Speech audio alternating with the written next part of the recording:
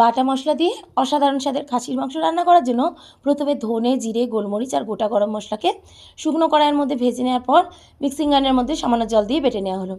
এরপর একটা বাটিতে বেশ খানিকটা পরিমাণ কুচনো পেঁয়াজের মধ্যে স্বাদমতো লবণ, হলুদ আর কাশ্মীরি লঙ্কার গুঁড়ো, বেটে রাখা মশলা, রসুন বাটা, আদা কাঁচা লঙ্কা বাটা আর বেশ খানিকটা পরিমাণ সর্ষের তেল দিয়ে পেঁয়াজটাকে ভালোভাবে চটকে মেখে নেওয়া হলো।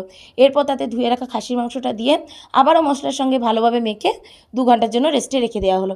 2 ঘন্টা পর তেল গরম হলে তাতে আলুগুলো ভেজে তুলে নেওয়ার পর জিরে, তেজপাতা আর হাফ চামচ চিনি ফোড়ন দেওয়ার পর ম্যারিনেট করা মাংসটা দিয়ে ভালোভাবে মিক্স করে নিয়ে 10 মিনিটের জন্য ঢাকা দিয়ে দিলাম।